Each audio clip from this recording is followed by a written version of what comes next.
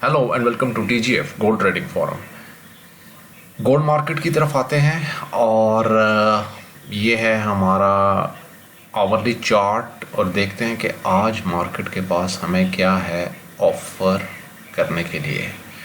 इससे पहले हम अपने फ्राइडे रिजल्ट की तरफ आते हैं। ये हमारी इंट्राडे ट्रेड थी, जो कि एक मुश्किल ट्रेड थी, लेकिन हमने बड़ा ज़बरदस्त ट्रेडिंग ट्रैप बनाया था मार्केट के लिए और इसमें बाय एंट्री थी 1925, फिर हमने एक बाय लिमिट दी 1920। अगर आपने वीडियो देखी है तो हम 1920 का वेट कर रहे थे कि अगर 1920 पे हमें बाइंग मिल जाती तो वो बड़ा ही ज़बरदस्त लेवल होता, लेकिन मार्केट चंद पॉइंट से मिस कर गई। लेकिन ठीक है, फिर भी हमने प्रॉफिट्स एक्यूमुलेट किए। हमारा TP1 था 1927 और TP2 था 1930।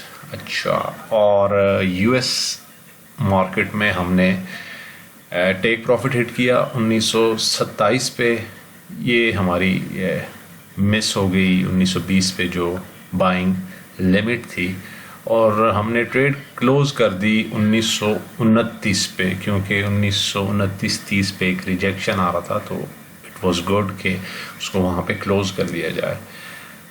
और ये था उसका रिज़ल्ट फ्राइडे का। अभी अगर मार्केट को हम देखते हैं तो मार्केट में ये जो एरिया है ना 1930, ये फ्राइडे को ये टॉप बना है मार्केट पे 1930 का।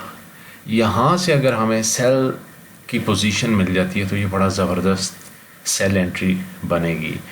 अभी मार्केट 1927 पे चल रही है, लेकिन बाइंग के लिए हम थोड़ा सा कन्विंस नहीं है। 1930 अगर मार्केट तोड़ती है तो फिर ऊपर की तरफ जाएगी, लेकिन बुल्स यहाँ पे थोड़े से एग्जॉस्टेड लग रहे हैं। और आवरली चार्ट अगर आप देखते हैं तो यहाँ पे हमारे पास जो है डबल टॉप भी बन रहा है। अगर यहाँ पे हमें सेलिंग अपॉर्चुनिटी मिल जाती है तो हम मार्केट को शॉर्ट करेंगे 1925-1920 के लिए।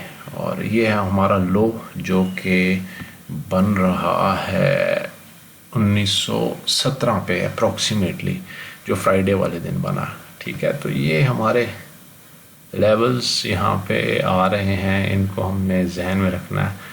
बाइंग अभी करना मुनासिब नहीं है। ये देखें, ये 1923 के ऊपर 1923-24 पे हमारे पास एक ये रेजिस्टेंस आई थी, फिर ये सपोर्ट बनी, तो हम इसको कंसिडर करेंगे। अगर ये टूटेगी तो फिर हम जाएंगे इस एरिया की तरफ जो कि 1915-1916 प्रीवियस लो बनता है।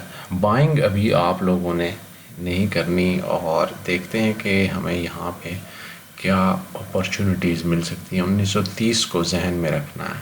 ठीक है, अभी एशियन मार्केट ओपन है, यूरोपियन और अमेरिकन मार्केट अभी आगे ओपन होनी है। लंबा दिन है, देखते हैं मार्केट कैसे अनफोल्ड होती है, क्या ट्रेडिंग अपॉर्चुनिटीज़ हमें मिलती हैं।